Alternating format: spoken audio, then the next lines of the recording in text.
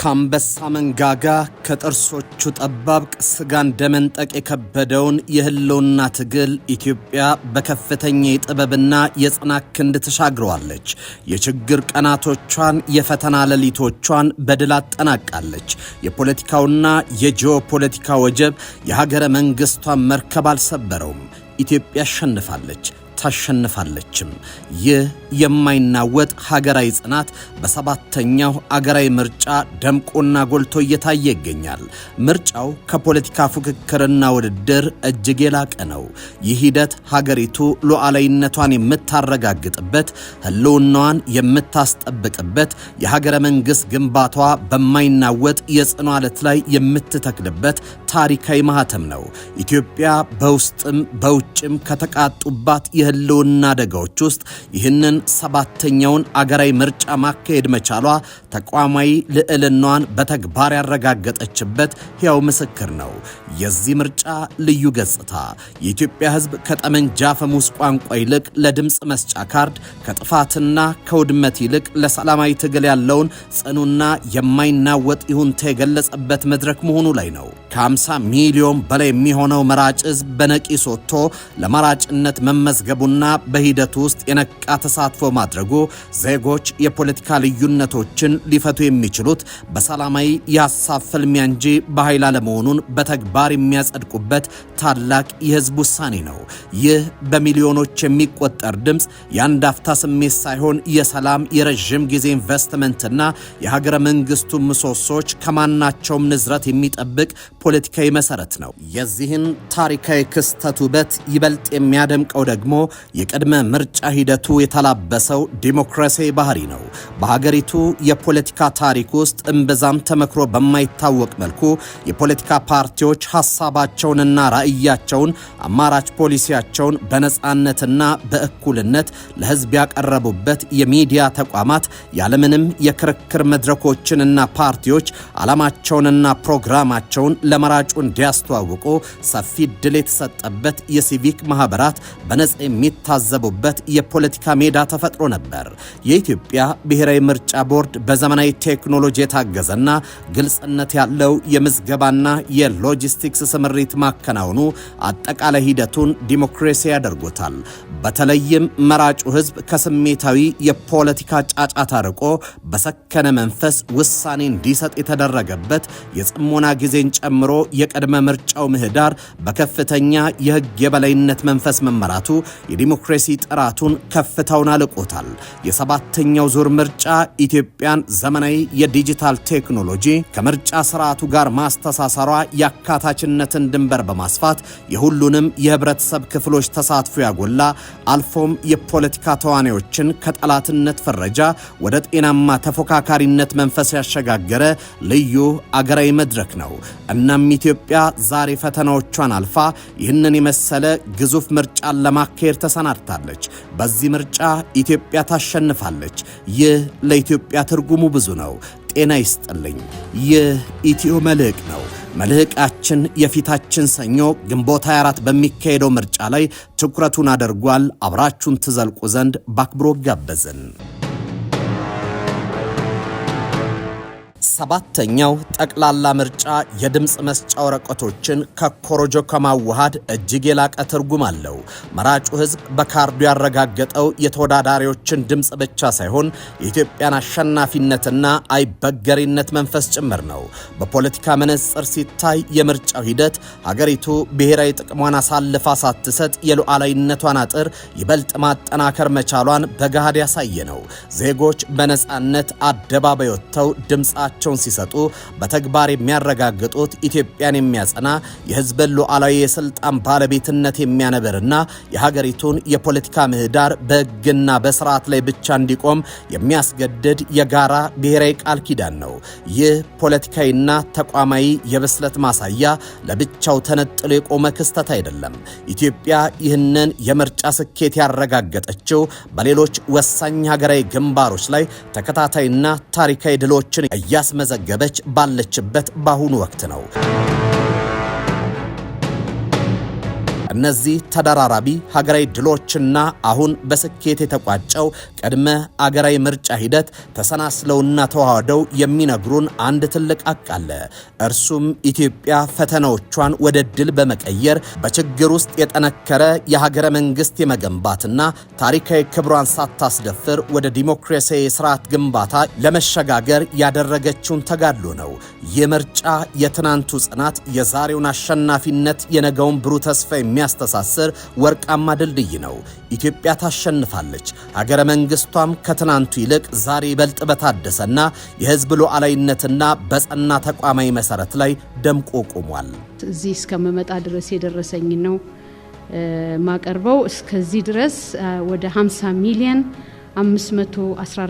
514155 መራጮች ተመዝግበዋል። ይሄ እንግዲህ በጣም ሩቅ የሆኑ ቦታዎችን አንዳንድ ያልደረሱንን መረጃ ሳይጨምር ነው ማለት ነው።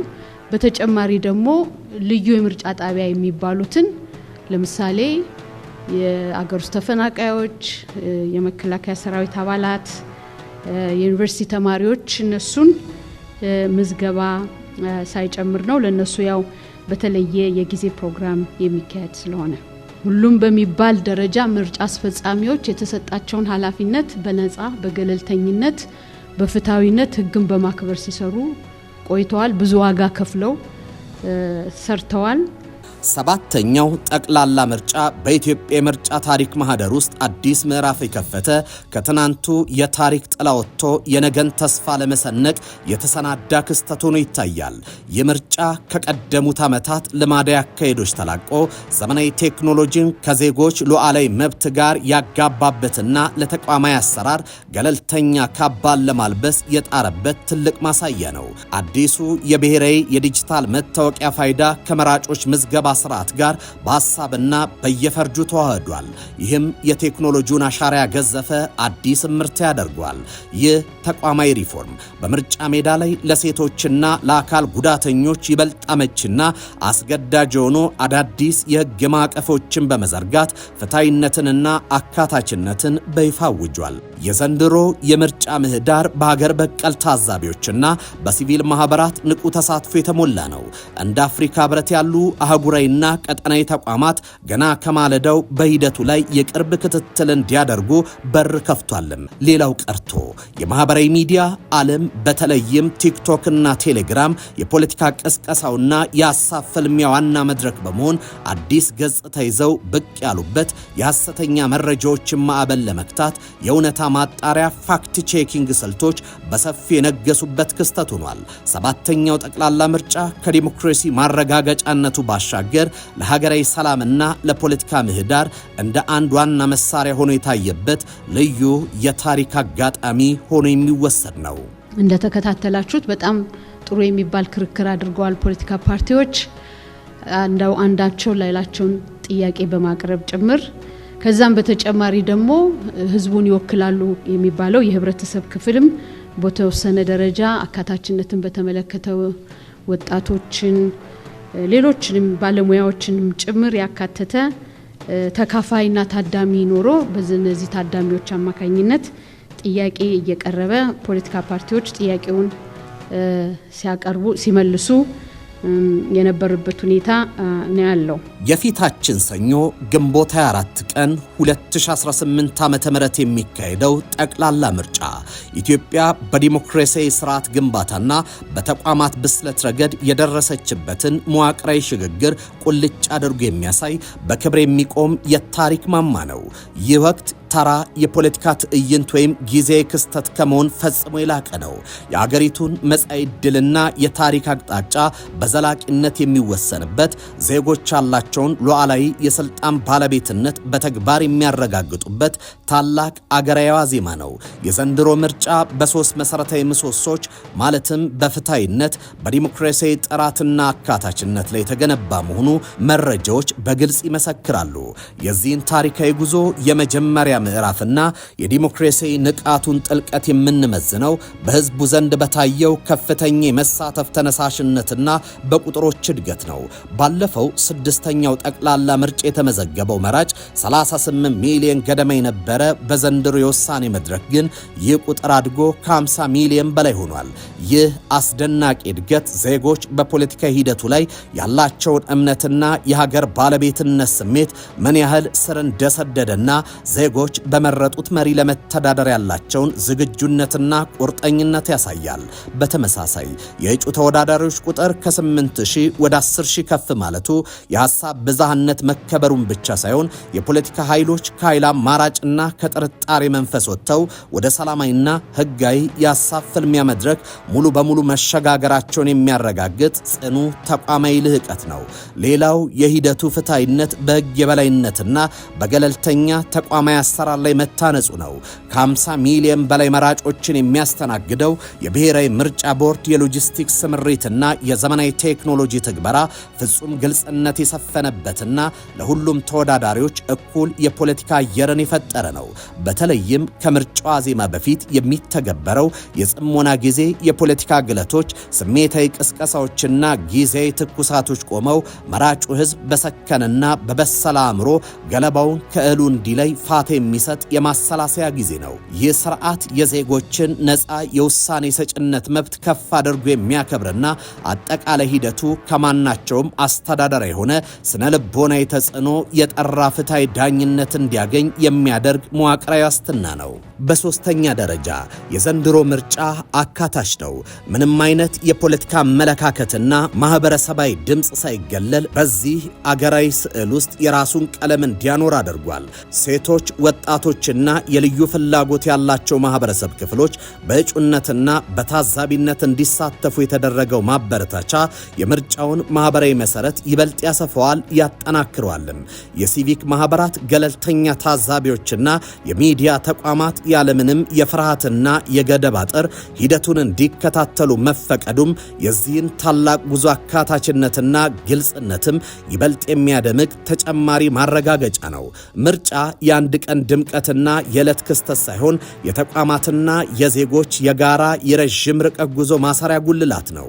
ግንቦት 24 ቀን 2018 ዓ.ም የሚሰጠው እያንዳንዱ ድምፅ ለኢትዮጵያ ዘላቂ ሰላምን፣ ፍትሃዊነትና ዲሞክራሲያዊ ስርዓት ግንባታን የሚጥል ጽኑ የማዕዘን ድንጋይ ነው። ቦርዱ ሰባተኛውን ጠቅላላ ሀገራዊ ምርጫ የምርጫ ጊዜ ሰሌዳ አውጥቶ ከፖለቲካ ፓርቲዎች፣ የሲቪክ ማህበረሰብ ድርጅቶችና ከሚዲያዎች ጋራ ከጥቅምት 10 እስከ 17 ውይይት አድርጓል። በተገኙትም ግባቶች መሰረት አድርጎ የጊዜ ሰሌዳውን ህዳር 30 2018 ለህዝብ ይፋ አድርጓል። ቦርዱ ይህንን በሚያደርግበት ጊዜ በስድስተኛው ሀገራዊ ምርጫ የተከናወኑትን ተግባራት በማየት በመገምገም በሰባተኛው ሀገራዊ ምርጫ በተሻለ ለመፈጸም የነበሩት ክፍተቶች ለማስተካከል የነበሩትን ቀጣይ ተሞክሮች ደግሞ ለማስቀጠል በማሰብ የሌሰን ለርንድ ኤክሰርሳይዝ የሚባለውን ካደረገ በኋላ በመሆኑ ብዙውን የስራ ሂደቱን ያንን መሰረት በማድረግ እየሰራ ይገኛል። ምርጫ የፖለቲካ ትርክት ማሳረጊያ፣ የሐሳብ ገበያ፣ የፉክክር አውድማ ነው። በዚህ አውድማ ላይ የአሸናፊነት ዘውድ ለመድፋት የሚደረገው ግብግብ የፖለቲካው ዓለም የማይፋቅ የተፈጥሮ ሕግ ነው። ይሁን እንጂ ኢትዮጵያ ከተሻገረችው ውስብስብ የሀገር ውስጥና የቀጠናው የጂኦፖለቲካ ችግሮች አንጻር ሲመዘን የሰባተኛው ጠቅላላ ምርጫ የድል ትርጉም ከካርድ ብልጫና ከፓርቲዎች የስልጣን እርካብ እጅግ የረቀቀ ይሆናል። በዚህ ታሪካዊ ምዕራፍ የትኛውም የፖለቲካ ኃይል የመንግስትን ቁልፍ ቢጨብጥ የድሉ ማህተም የሚያርፈው በአንዲት ሉዓላዊ ሀገር ደረት ላይ ነው። ይህንን ሀገራዊ ሀቅ ከተለያዩ የስትራቴጂያዊ ማዕዘናት ሲቃኝ መልኩ ይህንን ይመስላል። ከምንም በላይ የፖለቲካ ውሃ ሙላትን ሞገዶችን ተቋቁሞ ምርጫውን በሰላም መድረሱ ተቋማቶች ከምርጫ ቦርድ እስከ ጸጥታ መዋቅሩ ድረስ ሀገራዊ ኃላፊነታቸውን መሸከም የሚያስችል ትከሻ ማዳበራቸውን ያበስራል። ፓርቲዎች እንደ ወቅቶች ቢፈራረቁም የሀገር መሰረት የማይናወጥበትን ጽኑ መልህቅ በአስተማማኝ የጥልቀት ገመድ አስሮ የሚያቆይ ክስተት ነው። ለዘመናት የፖለቲካ ቋጠሮች በጠመንጃ ፈሙዝ ሲፈቱ፣ ልዩነቶች በጥይት ጩኸት ሲዳኙ በኖሩበት ምድር ዜጎች ዕጣ ፈንታቸውን በወረቀትና በምርጫ ኮረጆ ላይ አንጠልጥለው በሰልፍ ሲጠብቁ ማየት የዲሞክራሲ ንጋት ጮራ ነው። መራጩ ሕዝብ ስልጣንን የመስጠትም ሆነ የመንሳት ሉዓላዊ ጌትነቱን በድምፅ ካርዱ ሲያረጋግጥ ያሸነፈው አንዱ የፖለቲካ ድርጅት ሳይሆን የስልጡን ፖለቲካ ባህል ነው። ከዚህ ባሻገር የአፍሪካ ቀንድና የቀይ ባህር ቀጠና የጂኦፖለቲካ ትኩሳት በማያባራበት ቀጠና ኢትዮጵያ ይህንን ምርጫ በራሷ አቅም አከናውና ለማጠናቀቅ የመጨረሻ ቀን ላይ መድረሷ ትልቅ የዲፕሎማሲና የሉዓላዊነት መልእክት አለው። ለወዳጅም ሆነ ለታሪካዊ ተቀናቃኞቿ የውስጥ ፈተናዎቿን በራሷ አቅም ፈታ በቀጠናው ያላትን ስትራቴጂያዊ ተሰሚነትና ቁመና ይበልጥ አጽንታ የምትቀጥል ሀገር መሆኗን በተግባር ያሳየችበት አውድ ነው። የእውነተኛ ዲሞክራሲ ሚዛን ማን ስልጣን ላይ ወጥ የሚለው ብቻ ሳይሆን መንግስትና ሀገር ሳይናጉ የሚቀጥሉበት ጽኑ መሰረት መጣሉ ላይ ነው። የፖለቲካ ፓርቲዎች ራዕይ፣ ርዕዮተ ዓለምና መንገድ ሊለያይ ይችላል። የህዝቡም የልብ ትርታ በተለያየ ምት መምታቱ የነጻነት መገለጫ ነው። ነገር ግን የፉክክሩ አዋራ ረግቦ የምርጫ ውጣ ውረድ ተጠናቆ የድምፅ ኮረጆ ሲገለበጥ የሚታየው የፓርቲዎች ውጤት ብቻ ሳይሆን የኢትዮጵያ ሉዓላዊነት፣ የህዝቧ የማይበጥ የትስስር ውልና የሀገር ግርማ ሞገስ ነው። ስለሆነም ዛሬም ነገም በሂደቱ በውጤቱም ያሸነፈችው የምታሸንፈው ኢትዮጵያ ነች። የተከበራችሁ የኢትዮ መልሕቅ ቤተሰቦች የዛሬው መልሕቃችን በዚህ ተጠናቋል። በቀጣይ በሌላ ርዕስ እስከምንገናኝ በያላችሁበት ሰናይ ጊዜ ይሁንላችሁ።